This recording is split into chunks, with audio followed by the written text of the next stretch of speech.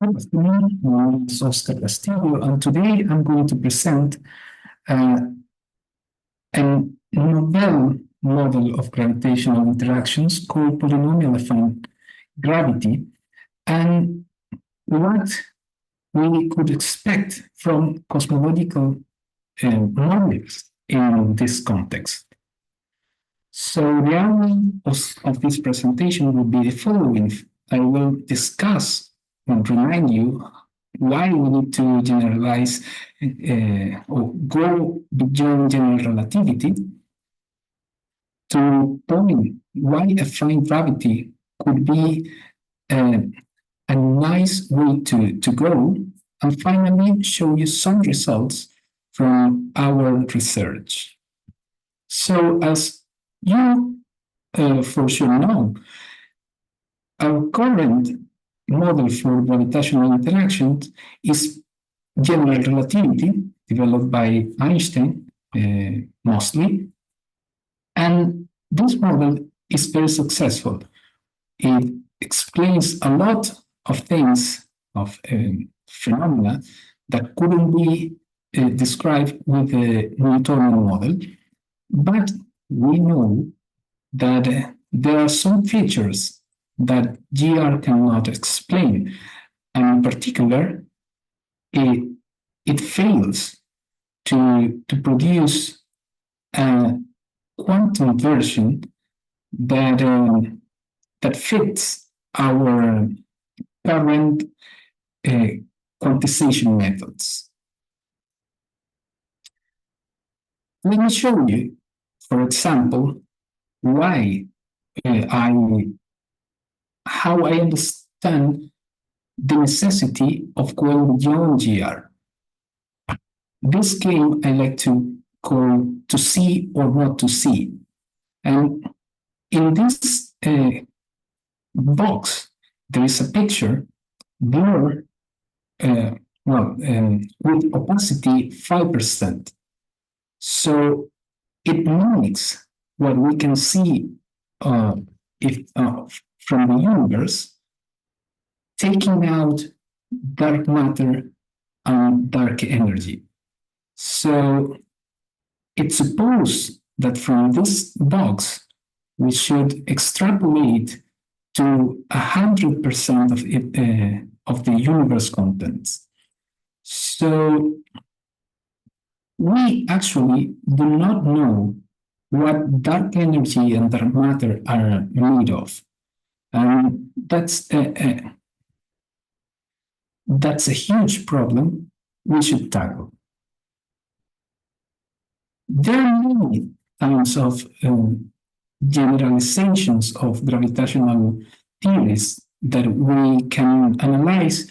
And here I show those plots are from a book on generalized gravitational models. And there are four mainstreams that people usually follow to generalize gravitational interaction. For example, adding fields, all those models can be put in the umbrella of Teves gravities, tensor vector scalar gravities, or adding new variants, that means going beyond the Einstein-Hilbert action, that is R, changing the geometry, considering, for example, manifolds that have torsion or non-metricity, or even trying to go to models that are quantizable. From a mathematical perspective, the GR is based in Riemannian manifolds. But to get in the structure of a Riemannian manifold, there are a lot of more general structure, more lax structure. For example, metric affine structures, or simply affine connected manifold. So In affinely connected manifolds, there is an affine connection structure, but there is no fundamental metric in the space. So we are proposing a model that is purely affine. That means it's built with the affine connection as fundamental field, and we use the affine connection to build the most general uh, action that is diffeomorphism invariant, and we write this action up to boundary terms and topological terms. Let me give you some details. There is a volume form, and the affine connection, we split it into a symmetric connection that we call just gamma, and its trace, we split it further into its trace A and traceless part B. So we do with these four fields, the volume form gamma A and B, a polynomial action, and we take all possible combinations that are related by topological terms, boundary terms, and that are also Bianchi identities. And this is the most general action. And you might ask, well, what could I possibly do with this action that is so messy? Well, that action has a lot of beautiful features. For example, it's invariant under the whole diffeomorphism group. It is rooted in the sense that there are no additional terms that could be added to the action. All Laplace constants are dimensionless, suggesting that it is conformal invariant and power counting renormalizable. There are some theorems in mentioning that a gravitational model cannot be quantized properly if there are 3-point gravitons interactions, and this model avoid those type of interactions. And a beautiful thing is that metrics may emerge from in the space of solutions. Once you get your solution, you may find symmetric tensors that behaves like metrics for the model, and all Einstein manifolds are contained in the space of solutions. So it satisfies the requirements that it passed the classical test of GR. How can we possibly find solutions? The answer to this is we guess it, just like in standard GR. For example, if we would like to find cosmological solutions, we ask for a connection that possesses the symmetries given by the cosmological principle. That means isotropic and homogeneous. And once one solves this problem, one notices that the connection is parameterized by 5 functions, f, g, h, p, and q, that depends only on the time coordinate. In addition, the f function might be set to 0 with a reparametrization of the temporal time coordinate. With this answer, we substituted in the field equations and find solutions for the system. We have done that, and this is the kind of equations that we have to solve. This part in red is the only part of the field equation that is important if we want to restrict ourselves to the torsion-free sector. And H and G have they have some analog of GR. I mean, from here we can reobtain the standard freedom equations.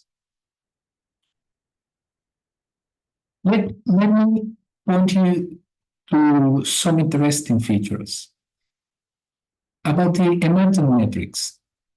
Once you solve the field equations, that means you have H and G. Sorry, I forgot to set F to 0 here. The Ricci tensor in the cosmological ansatz is symmetric, and it might be non-degenerate. And there's also another symmetric tensor built from the torsion of the connection. It was studied by Poplaski in 2007. And these tensors might be non-degenerate in the space of solutions. If they are non-degenerate, they might serve as a possible metrics for our model. You can find some details in this link, this preprint where we describe the emerging metrics. This model can be also coupled with a scalar field through a kind of inverse metric density built with the components of our model, and we couple that inverse metric density with the derivative of a scalar field, and the field equations are equivalent to the Einstein-Klein-Gordon system. This kind of system is important if one would like to go, for example, in the direction of affine inflations, inflation models. Interestingly, even if our initial model doesn't have a potential for the scalar field, it is possible to introduce a potential through a scaling. Well, it is like a trick, a scaling of the volume form. This was used by Kioski in 2007. And we apply this idea in a preprint that is in review currently. If one would like to go beyond the exact solution and explore how large structure emerge in affine models, one should analyze the cosmological perturbations. In the metric case, it is well known. You can find the method in any book in cosmology. And what we did, we generalized the method of cosmological perturbations to the affine case. So the thing is that we propose a connection that is the background connection, an exact solution, plus some perturbations. And these perturbations, since it's the subtraction of two connections is a tensor field. So we decompose this tensor in a 3+1 decomposition, and even further, we use that the cosmological ansatz defines a metric in the space spatial subspace, and we decompose the fields that would be in representations of GO3 down to irreducible representations of SO3 using the spatial metric, and to irreducible representations of SO2 to get the Helmholtz decomposition. That means taking out information of the longitudinal and transverse mode. For example, the symmetric part of the completely symmetric part of the perturbation has tensors of rank 3, transverse derivatives of scalar, transverse vectors, and so on. So it's a lengthy word, but it can be done. And we obtain a huge set of components, scalar, pseudo-scalar vectors, pseudo-vectors, two tensors, pseudo-two tensors, and a three tensor, where all of the Latin indices are transverse, and every tensor is also traceless. All the details of this decomposition can be found in a program that is also under review, but you can find it for free at arXiv. Well, thank you very much. This is what I want to show you in this opportunity. I hope that you have learned something about our model and that you find it interesting enough to ask you for to post your doubts. Thank you very much.